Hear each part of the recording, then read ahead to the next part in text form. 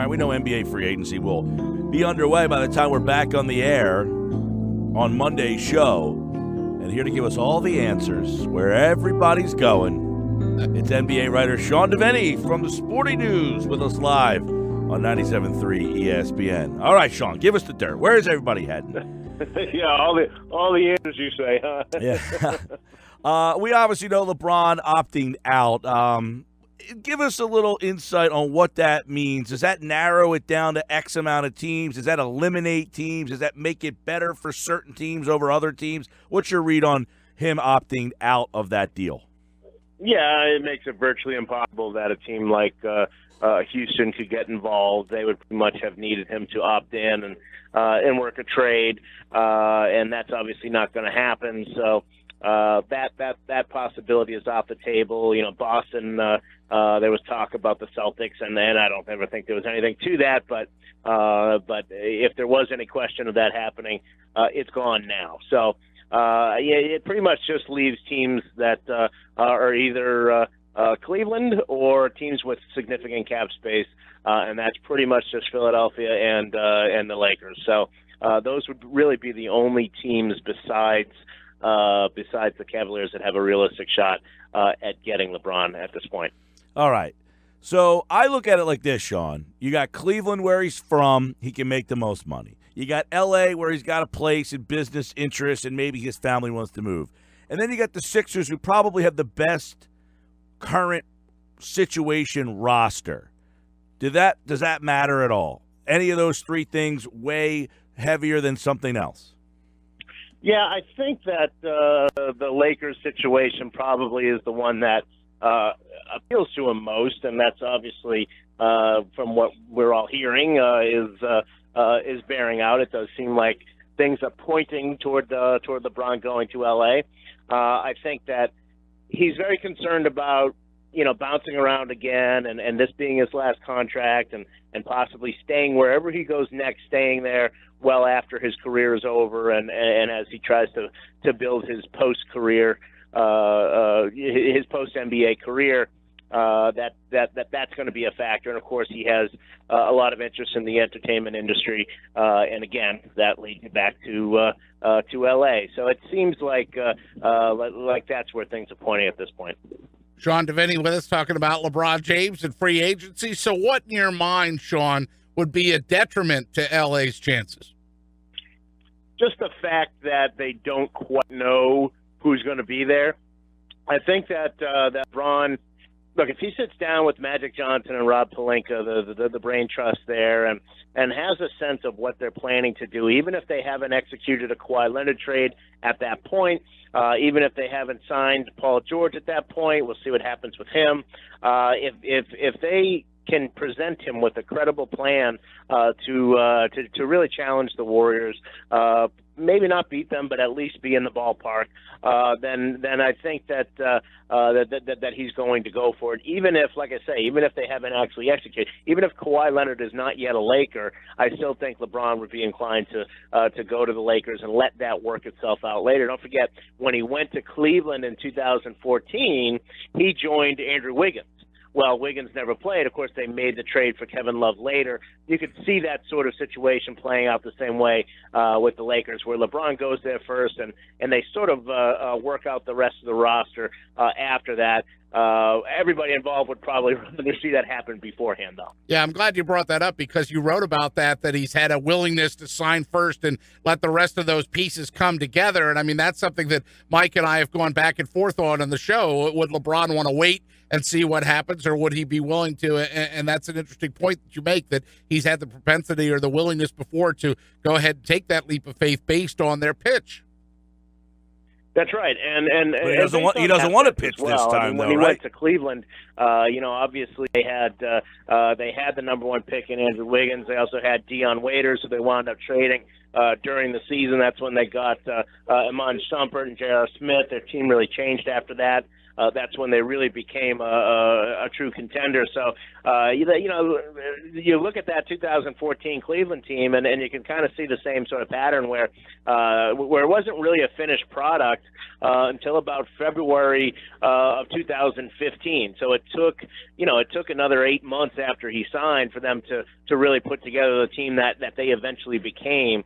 Obviously, like I say, everybody would prefer that these things are in place before he signed. But if that's not the case, I don't think that rules him out of signing in LA. If the Kawhi stuff gets held up for whatever reason, I still think that if he wants to go to the Lakers, he will. Now, I used the word pitch. I guess there's been a report that he doesn't want to be pitched. I mean, is he going to listen?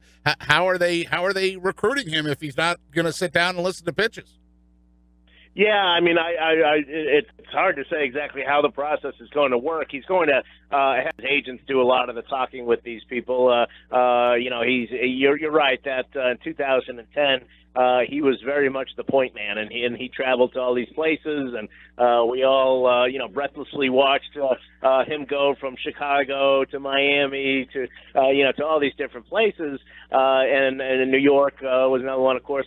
But then he winds up signing with Miami in that TV show when he announced it. In 2014 it was a lot less pomp and circumstance. This time it'll probably be even less. It'll be much more his agent handling it, taking the ideas and seeing where the team is heading, seeing what the plans are, and going from there. But yeah, LeBron at this point in his career, he doesn't necessarily need to see the big presentation like he did back in 2010 when he was obviously a much younger guy. His agent, Rich Paul, who also happens to be Ben Simmons' agent. So let me ask you this, Sean Deveney, what in your mind makes Philly most attractive? Do you think that the Sixers are legitimately on LeBron's list? I think he would certainly consider them. I don't think there's a realistic chance that they can pull the trigger. That's going to happen. I just think that in the end, it's not where he wants his family to be, and that's going to overrule everything here. But certainly the level of young talent and the way he would fit in. I mean, you look at that group. What a great fit he would be, and you look at how good that team could be right off the bat. Not only would you have to put them ahead of Boston, but you'd give them a chance in a year, maybe two. We'll see what else they could do to really challenge Golden State. But again, I think there's more to his decision this time around than just what's best for me basketball wise. I think it's much more going to be where do I want to have my family and what am I going to do after my career's over. Sean Deveney from the Sporting News with us here. So the NBA free agency period is just about to open up, but a trade could headline it all. So in your mind, is it absolute that Kawhi Leonard is traded? Yeah, the Spurs at this point would be crazy not to trade him. He doesn't want to be there. We saw how disruptive that could be last year. If you come into next season with that same situation, I think they'd just be asking for trouble. So yeah, I think there's no doubt he's going to be traded. Now, do you believe that the Spurs are 100% anti-trading him to the West? I think that they entered the process that way, but I think anybody who is thinking rationally about this could see what the obstacle to that would be, and that is that if his agent and his people are sending out the signs that they want to wind up with the Lakers either in 2018 or next summer when he's a free agent in 2019 and can make that decision himself, then you're going to have to deal with the Lakers. I mean, if you want to get the best package, you're going to have to deal with the Lakers. You can make these grand pronouncements about we're not going to trade him there. Well, that's fine, but you're going to hurt your own organization by doing that, because if you're the Sixers, if you're the Celtics, or whomever else might get involved in this, there's only so much you're going to give up for 1 year of Kawhi Leonard. If you had some assurance that he would sign long term, it'd be different, but you don't. And so those teams aren't going to give up the same sort of packages. So the Lakers would be crazy not to. The Spurs would be crazy not to consider what the Lakers have to offer. Where are the Celtics in all this? Because we've heard a lot of Jaylen Brown's name, even Jason Tatum's name. Are they even Kyrie Irving's name, for God's sakes? I mean, are they realistically engaged for a trade with players of that magnitude? I think they would be more likely, honestly, to trade Kyrie Irving in a package than to trade either Tatum or Brown. I think that would be their preference, really. I mean, as much as they know where Kyrie is in terms of the pecking order of stars and how he carried the offense for much of the year. I think, especially if you look at what happened in the playoffs, they'd be all right with if they had to lose Kyrie and not lose those two young guys who are still on their rookie contracts. You still get a couple of years of really good, cheap labor out of them. I think that they would much rather do that. I'm not so sure the Spurs would be interested in that, though. So, I don't think in the end that they do anything like that. I don't even think they propose that, because if it gets out there, then you're going to have a ticked off Kyrie on your hands, and they don't want that. But I don't see them moving either Jaylen Brown or Jason Tatum, because, like I say, they view this as a 1 year rental, and if that's the case, then they don't want to give up one of these guys who they really look at as a building block of the future. All right, Sean Deveney from the Sporting News with us here, longtime NBA writer. Where do you put Brett Brown in all of this and his relationship with Popovich? Well, and also, the relationship that he's had with Kawhi, I think, is part of it as well, and whether he determines that if they brought Kawhi in, maybe he could get through to him in a way that other coaches wouldn't. Maybe there's something there. But I still think that if you're the Sixers, you don't bet too many young assets on that. You don't bet too much on the possibility that you'll be able to say to this guy, hey, stay in Philadelphia, and that he'll eventually listen.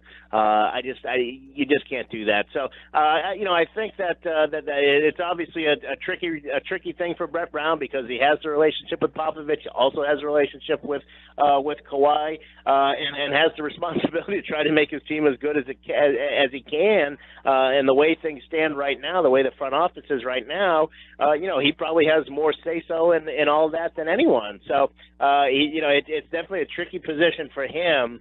But I think in the end, and I think Pop would agree with this, that if there's a chance that they could get Kawhi, then I think he would have Pop's blessing with that, because that's just a business, and if that means that the Sixers could be a contender next year, then I'm sure that's something that they'd have to consider. Well, so there's not a lot of free agent money to be had. I mean, it seems like there's a lot of teams that have a lot of money, and then there's just not a lot. So, do you think by Monday we'll see a lot of guys changing teams? Do you think this will be a slow building market? I think it'll be a slow building market, because we're going to have to see what happens with LeBron first, and then Paul George. All those dominoes at the top might take a couple days it'll feel like a week. For me in this job, sometimes the first 2 days of free agency feel like it takes about 2 weeks to pass. But yeah, I think it'll take a couple days, and then we'll start to see some loosening, and then guys will jump on the remaining money. I think the smart teams will be the ones who get out there and make the offers quickly, while other teams are maybe watching or being cautious and watching to see what's happening elsewhere. Teams that know who they want, if they can go after those guys quickly, then this is a game of musical chairs with very few chairs, and so the players who jump on the money that's offered them quickly are going to be the big winners here. year because there is not, like you say, there's not that much money to be had out there. All right, we'll keep our eyes on that. And, of course, a lot of restricted free agents are very interesting, too. You got Jabari Parker, you got Aaron Gordon, among some of the bigger names in restricted free agency. We'll see if this is the year that some of those guys make the move. He's at Sean Deveney on Twitter, longtime NBA writer for the Sporting News, as NBA free agency is about to open for business. Sean, thank you so much, pal. All right, thanks for having me, Mike.